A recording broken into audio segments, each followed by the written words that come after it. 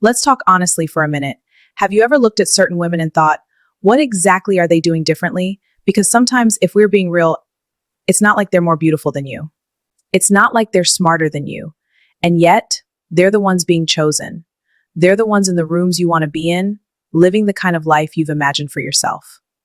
And it can make you pause and quietly wonder, am I missing something? Here's the truth most people won't say directly. It's not always about what you don't have.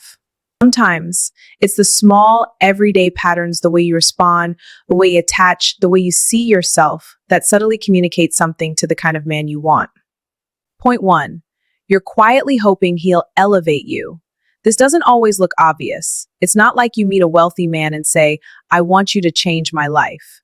But internally, there's a shift. You become a little more accommodating, a little more eager, a little more willing to overlook things you normally wouldn't. Because somewhere deep down, it feels like this could open doors for me. And men who are used to money and access, they can feel that shift in energy immediately. It doesn't make you a bad person, but it changes how they see you. Start asking yourself, if nothing about his lifestyle changed mine, would I still be this interested? That question alone will ground you. Point two, you focus on looking the part, not becoming it.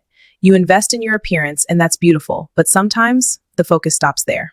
So when a man is used to depth, vision, and intelligent conversations, he notices the difference quickly. Grow your mind as much as you grow your image. Read, observe, learn how to hold conversations that go beyond the surface. Point three, you attach emotionally too quickly. This one is very human. You meet someone who seems stable, established, intentional, and it feels safe to open up quickly. But sometimes that openness turns into emotional dependence too early. You start checking your phone more, overthinking small changes, feeling affected by his consistency or lack of it. To a man, it can feel like pressure even if you don't say anything. Let connection build slowly. Give people time to earn access to your emotions. Point four, you're attracted to the lifestyle more than the man. Be honest with yourself here. Is it him or is it what comes with him? The trips, the access, the comfort. Because if you're more excited about the lifestyle than the person, it shows in subtle ways. What you ask, what you focus on, what excites you, and that creates doubt. Pay attention to who he is. All the extras are stripped away. That's the real connection. Point five, you don't have strong boundaries yet. You let things slide. You don't want to seem difficult. You don't want to lose the opportunity. So you accept things that don't fully sit right with you. Point six, you're too focused on being chosen.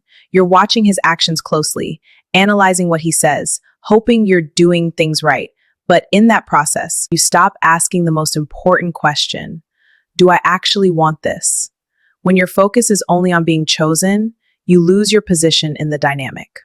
Shift your mindset from how do I keep him to is this even right for me? Point seven, you haven't fully healed yet. This is the one most people don't notice. You've grown, you've learned, but there are still small, unhealed parts of you. We are drawn into inconsistency, that tolerate confusion, that feel familiar in chaos. And those patterns quietly repeat themselves. Instead of asking, why does this keep happening to you? What feels familiar here? That's where the real work is. Point eight, you confuse attention for intention. He calls, he texts, he shows interest, and it feels like something is building. But attention is easy to give. Intention requires consistency, clarity, and direction. Point nine, your confidence isn't grounded yet. You have moments where you feel powerful, but that feeling depends on how things are going. If he's consistent, you feel secure. If he pulls back, you feel unsure. That kind of confidence isn't stable yet. Build a sense of self that doesn't rise and fall based on someone else's behavior. Point 10, you lose yourself without realizing it. This is the quietest one. You adjust your tone, you hold back certain thoughts, you become more agreeable. Not because you're fake, but because you want things to work. And slowly, you start disappearing in the process. But the truth is, the right person connects with who you really are, not who you become to be accepted. Stay anchored in yourself, even when you like someone. If you've been listening and thinking, I see myself in this, that moment right there, that's where everything begins to change. Because attracting better isn't about chasing better men. It's about no longer abandoning yourself in the process. And that's exactly why I created my guide. Come back to yourself. It's for those moments when you feel like you've been giving too much, overthinking too much, adjusting too much, and you're ready to feel grounded again. If you're ready to rebuild that connection with yourself, you can find it in my bio. At the end of the day, it's not that you're not enough. It's just that the way you've been showing up might not be aligned with what you truly want. And once that alignment shifts, you won't have to chase being chosen anymore. You'll naturally become the woman that is. See you in my next video.